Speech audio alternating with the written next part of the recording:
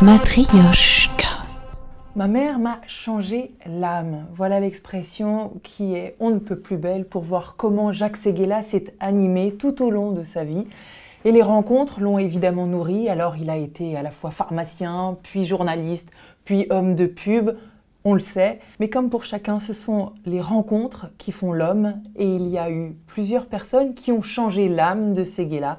Ça va de Pierre Lazareff à Jacques Prévert. On l'écoute. Ma première campagne, je l'ai faite avec Prévert, mon maître, le maître des mots. C'était une campagne pharmaceutique et je me suis souvenu que Prévert faisait des collages terribles, de douleur. Je regarde dans l'annuaire, il était dans l'annuaire. Donc je décroche mon téléphone, j'ai Prévert au téléphone. Et je lui dis, je voudrais vous parler de publicité. Il me dit, la publicité, j'adore, venez me voir, etc. Et il me dit, écoutez, moi je suis d'accord, je vais vous faire vos collages, mais vous restez avec moi pour me tenir compagnie. Et puis d'ailleurs, tiens, je vous invite à déjeuner, je vous fais des spaghettis. Et il me dit, allez me chercher un petit Robert. Et moi, en descendant l'escalier, je lui dis, un petit Robert? Enfin, lui, l'inventeur des mots, comment il a besoin d'un petit Robert? C'est l'encyclopédie humaine. Bon, je rentre dans la première librairie, je jette un petit Robert, je reviens, je mets le petit Robert sur la table de cuisine, il me dit, monsieur Séguéla, c'est un camembert, petit Robert, que je voulais demander. C'est pas un dictionnaire, le dictionnaire c'est moi, j'en ai pas besoin. Et quand je l'ai quitté, je lui ai dit, Jacques, quel est le conseil que vous me donnez pour avancer dans la vie? Il me dit, il n'y en a qu'un. Crois en toi. Il y a ceux qui croient, ceux qui croient, croire, ceux qui croient, croient. Ne sois pas un corbeau, sois un aigle comme Napoléon Bonaparte, sois une palombe comme Picasso, et crois en toi. Et si tu crois en toi, les autres croiront en toi. C'est la définition de la vie. Et Pierre Lazareff, c'est aussi une autre rencontre qui nourrit. Immense rencontre, c'était l'homme des mots.